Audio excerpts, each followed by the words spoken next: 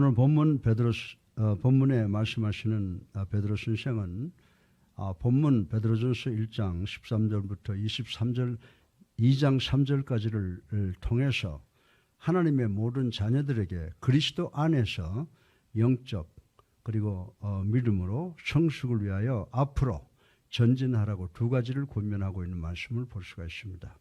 첫째로 우리 모두는 세상으로부터 오는 무서운 싸움과 문제들과 고난과 맞서야 하기 때문입니다. 예수님께서 믿음을 씨앗에 비유를 하셨는데 어떤 씨앗은 흙이 얕은 바닥에 떨어질 것을 예견하셨습니다. 이 씨앗은 뿌리가 속히 내리기는 하나 흙의 깊이가 없으므로 곧 말라 죽게 된다고 하였습니다. 이 비유는 복음을 듣고 믿음이 빨리 생겨 당분간은 뜨겁게 지속되다가 시간이 지나면서 사라져 버리는 것을 가리키는 것입니다. 다시 말해서 이런 사람은 믿음이 성장하다가 믿음 때문에 조그만 고난과 핍박을 당하면 곧 변심을 갖게 된다는 것입니다.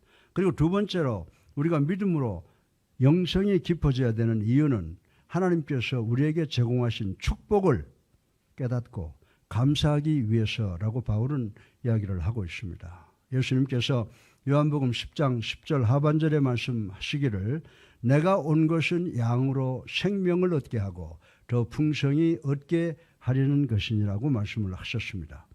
여러분들이 항상 표면적인 겉으로 그리스도인 같은 삶을 산다면 여러분은 하나님께서 여러분에게 주시고자 계획하신 것 중에 많은 부분을 놓치게 된다는 사실을 명심해야 된다라고 하는 것입니다. 오늘 설교 본론의 첫째로 우리는 늘 준비된 마음으로 우리들의 믿음의 삶을 행동으로 실천해야 됨을 생각을 해보겠습니다. 우리 다 같이 베드로전서 1장 13절을 읽어보겠습니다. 시작. 그러므로 너희 마음의 허리를 동이고 근신하여 예수 그리스도께서 나타나실 때에 너희에게 가져다 주실 은혜를 온전히 바랄지어다. 아멘. 21세기를 살아가는 우리들은 요즘에 어떤 삶을 삽니까? 요즘에 우리가 살고 있는 이 세상은 우리의 이성보다는 감성을 더 중요시하는 경향이 있는 것 같습니다. 음악, 연극, 예술 모두는 감성을 자극을 합니다. 나는 그 음악의 의미를 깨닫지 못하는데 그 음악은 내 어깨춤을 유발시켜 라고 합니다. 사람들은 느낌이 좋으면 하라고 그럽니다. 교회 안에서도 마찬가지라고 하는 것입니다. 오늘 예배가 은혜로운가? 아닌가도 여러분이 하나님께 무엇을 드렸는가? 하나님에 대해서 무엇을 배웠는가가 아니라 여러분의 감성에 의해서 평가하려고 하는 경향이 없지 않아 있다라고 하는 것입니다. 여러분은 감성으로 웃음과 즐거움과 로맨스로 나타냅니다. 그리고 분노로 슬픔을 나타냅니다. 이 모든 것은 하나님께서 우리에게 주신 선물, 즉 감성, feeling, 느낌에 의해서 나오는 결과라고 말씀을 드릴 수가 있습니다. 그리고 전도서 3장 4절을 보게 되면 우리가 울 때가 있고 웃을 때가 있다라고 말씀했습니다. 어떤 사람은 자신의 감성을 느끼는 대로 다른 사람보다 더 잘 나타내는 능력을 가진 사람이 있다고 하는 것을 우리 잘 알고 있습니다. 어떤 성악가들은 자신의 영혼 깊숙한 곳으로부터 우러나오는 찬양을 부를 수가 있습니다. 이런 것은 대단히 좋은 능력이라고 말씀을 드립니다. 그러나 하나님께서는 우리 인간들에게 생각할 수 있는 능력을 주셨습니다. 우리 주님께서 뭐라고 말씀하셨어요? 오라 우리가 같이 변론해보자 라고 말씀하신 것이 그 예라고 하는 것입니다. 성경은 계속해서 지혜를 말씀하시는데 지혜는 우리들의 삶 속에서 우리의 지식을 적용할 수 있고 옳고 그름을 분간할 수 있는 능력을 의미하는 것이라고 말씀을 드릴 수가 있습니다. 이 능력은 인간이 소유한 덕목 중에서 가장 위에 있는 것이라고 말씀을 드립니다. 여러분 솔로몬이 왕이 된 후에 하나님께 기도했지 않습니까? 그때 하나님께서 내가 무엇을 원하느냐라고 물었습니다. 그때 솔로몬은 이 백성을 다스리기 위해서 지혜를 달라고 기도를 했습니다. 그때 하나님께서는 솔로몬이 장수나 물질이나 명예나 인기나 적으로부터 나라를 보호할 수 있는 어떤 물리적인 것을 달라고 하지 않고 지혜를 달라는 솔로몬의 요구를 대단히 기뻐하셨던 것을 우리는 볼 수가 있습니다. 그래서 하나님께서는 그가 요구하지도 않던 그에게 필요한 모든 것을 주셨다고 하는 것을 우리 성경을 통해서 배울 수가 있는 것입니다. 베드로는 베드로전서 1장 13절에 마음의 허리를 동이고 근신하여 라고 하는 말씀을 했습니다.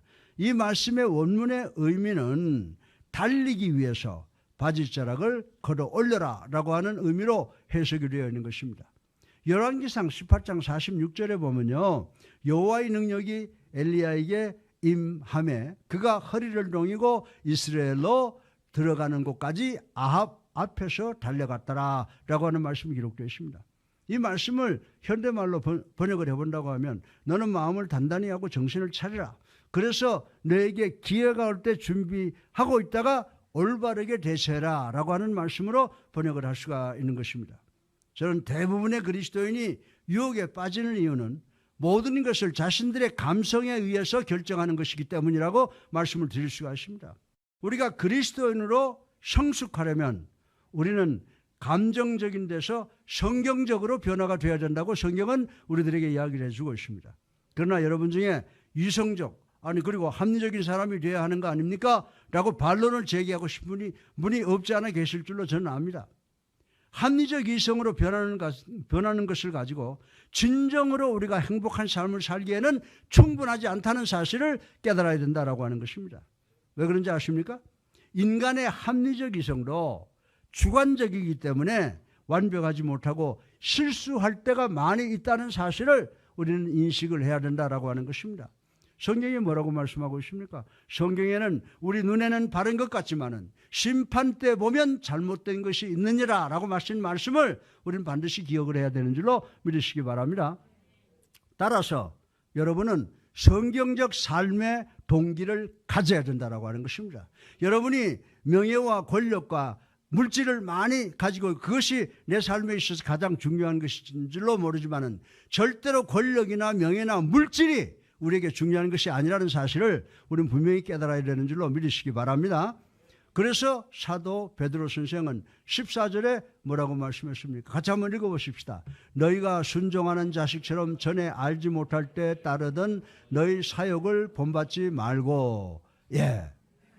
여러분들 정말 이 말씀의 의미를 여러분들 아시겠어요? 제가 예화를 들어서 하나 말씀드릴게요. 여러분 요셉을 잘 알죠? 요셉이 보디발의 집에 종으로 있을 때 그의 주인 보디발의 아내가 침실로 가자고 요셉을 유혹했던 것을 여러분 다 잘 아실 줄로 믿습니다. 그때 요셉은 감성적으로 그녀의 유혹에 끌려가 침실로 끌려 들어갈 수가 얼마든지 있었습니다. 왜 그런지 아십니까?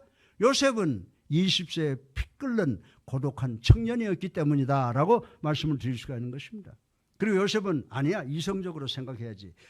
이 귀부인을 통해서 출세 한번 해볼 수 있겠다라고 이성적으로 생각할 수 있다고 하는 것입니다. 반대로 내가 이 귀부인의 요구를 거절하면 내가 감옥으로 갈 수 있겠다라고 생각하고 못 이기는 척 도살장으로 끌려가는 양과 같이 순종할 수도 있었다라고 말씀을 할 수가 있는 것입니다. 그러나 요셉은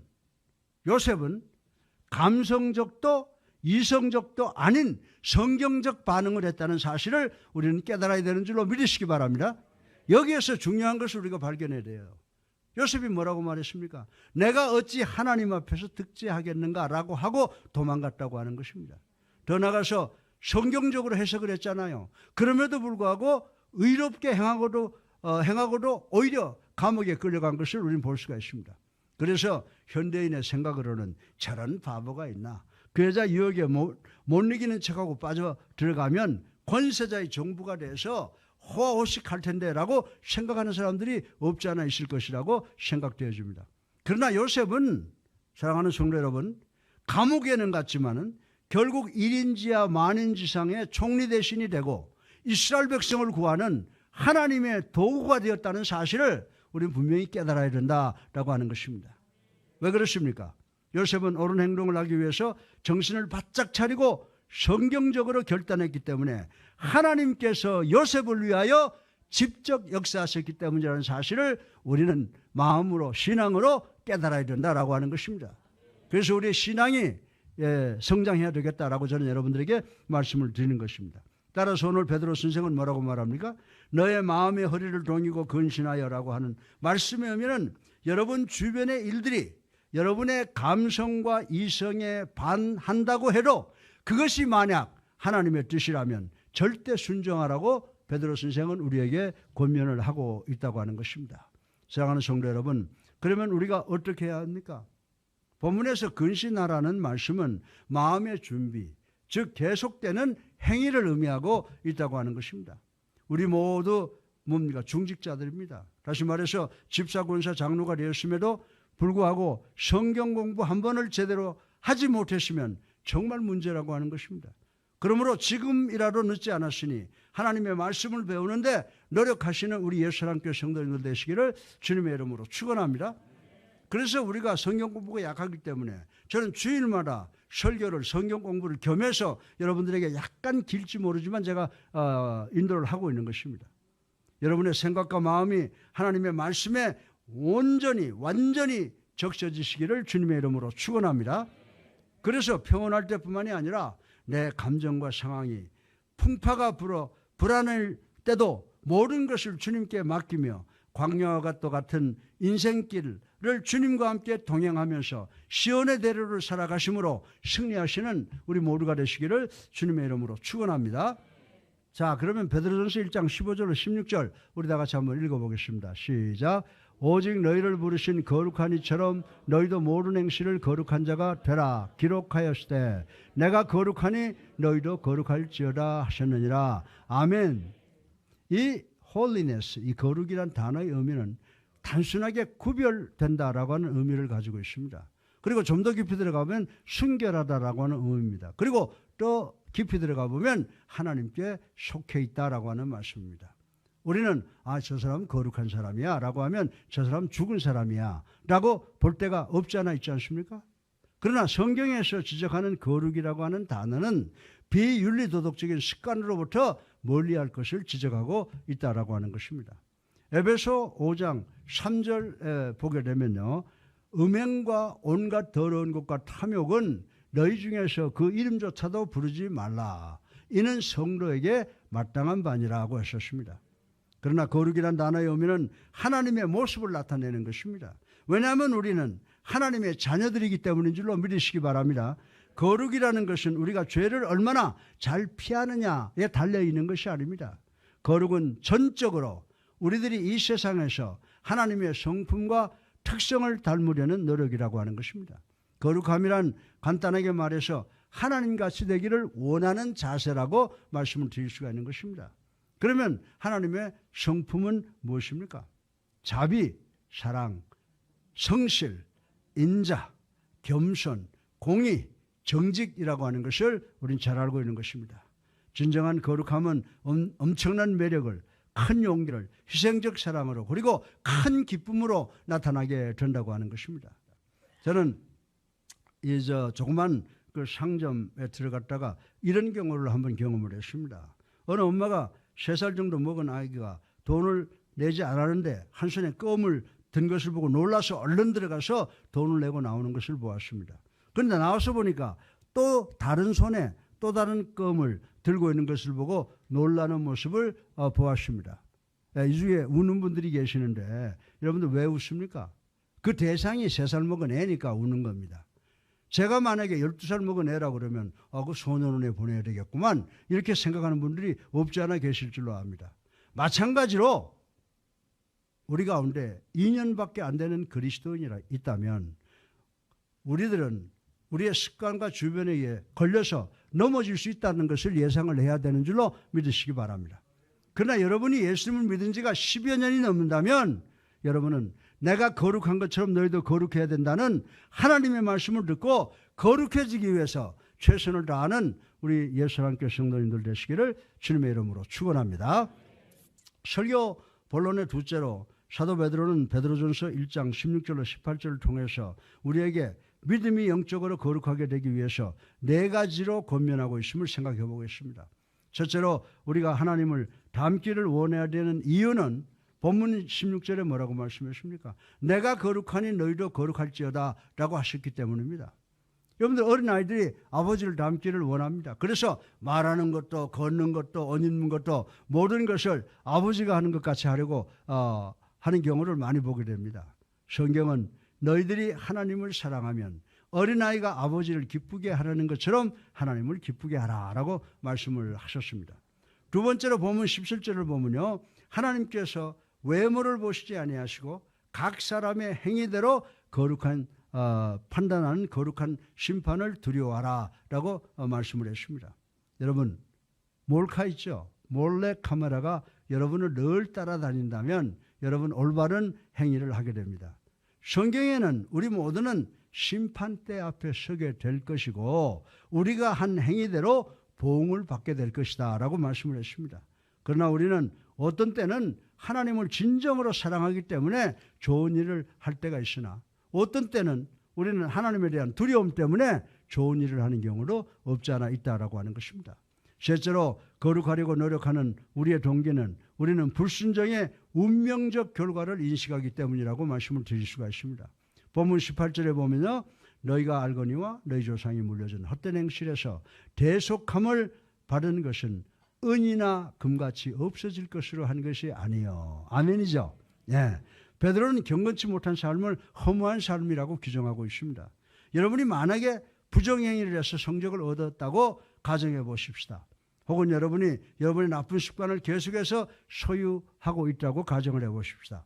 혹은 여러분이 합법적으로 받을 수 있는 월급이 아니고 공금을 횡령한 후 잠을 자고 다음날 깼다면 여러분은 죄의식과 허무함과 두려움으로 치를 떨게 될 것이라고 말씀을 드릴 수가 있는 것입니다. 넷째로 거룩해지려는 동기는 사랑하는 예수 그리스도의 희생 때문이라고 말씀을 드릴 수가 있습니다.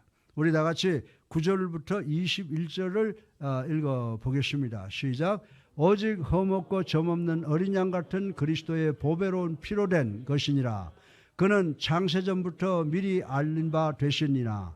이 말세에서 너희를 위하여 나타나신 바 되었으니 너희는 그를 죽은 자 가운데서 살리시고 영생을 주신 하나님을 그리스도로 말미암아 믿는 자니 너희 믿음과 소망이 하나님께 있게 하셨느니라. 아멘이죠. 네.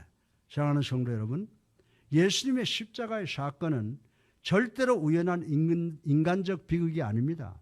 이것은 하나님의 계획된 전략이라고 하는 것을 우리는 알아야 됩니다. 그리고 우리의 믿음과 소망은 이 세상이 아니라 천국에 하나님께만 있다는 사실을 우리는 깨달아야 되는 줄로 믿으시기 바랍니다.